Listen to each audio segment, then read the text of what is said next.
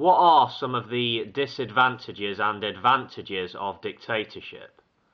Someone asked this question on wikianswers.com a while ago. Someone answered it, and I'd just like to pick up on a few things they said. I'll talk as if I'm addressing the person directly. Okay, you say dictatorship can be defined as a form of government in which the power is centralized. That's an inadequate definition in itself. You then say, in a dictatorship, the general population has no say in the functioning of government. That's not strictly true all of the time. You can have a populist or demagogic style of dictatorship where the leader will try to appease or satisfy the masses by adopting certain policies.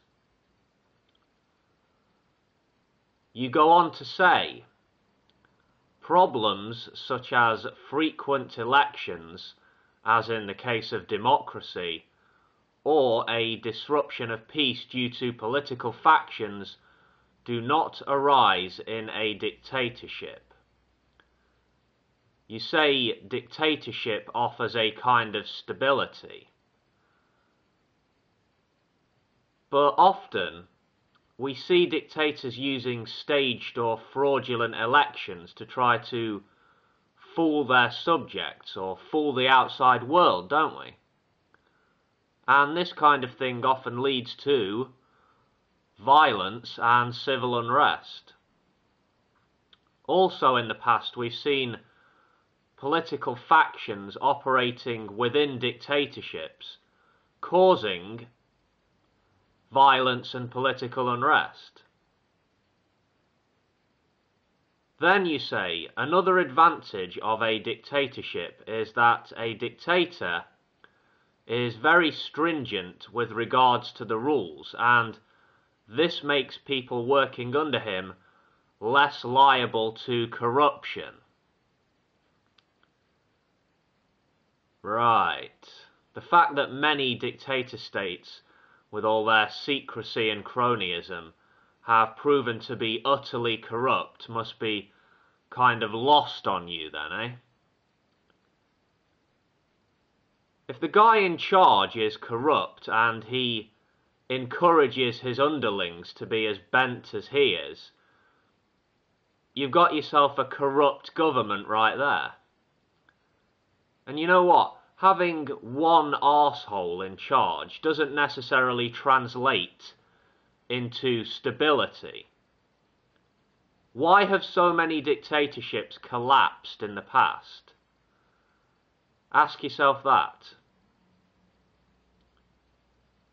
You also suggest that dictatorships are more efficient when it comes to dealing with emergencies.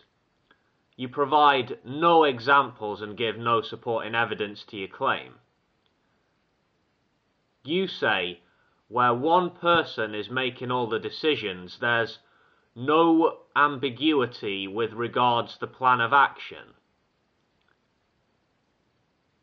Yeah, that doesn't mean it's going to be a good plan of action though, does it? And look, democracies are capable of dealing with emergency situations quite well.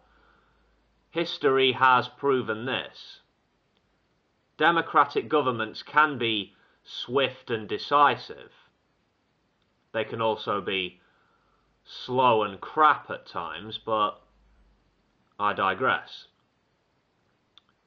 You say most dictatorships are police states, so in a way there is low crime rates under such regimes. You don't qualify this with anything, you're just making an assertion. You go on, quoting you again here. Another reason for a better law and order situation in these states is that various laws are passed immediately, without any discussion or waiting for the public opinion on them. This leads to better control over crimes too. Really? Really? So one guy makes laws as he sees fit, without public consultation, without restraint of any kind. And this creates a better law and order situation, in your opinion. You wouldn't say that a dictator making up the rules as he goes along is actually the opposite of the rule of law.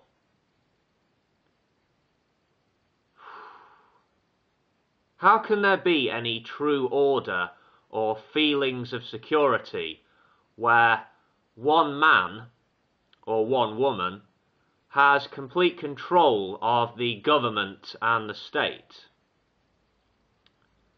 This leads to a better control over crimes too. What are you talking about, pal? Criminals are easier to suppress in an oppressive environment? Is that what you're saying here? Please have a long, hard think about it the next time you feel compelled to jump on someone's question, because this is just really poor. Maybe it was a kid who wrote this, I don't know. I just felt like saying my piece anyway, so there it is. See you later, folks. Take it easy.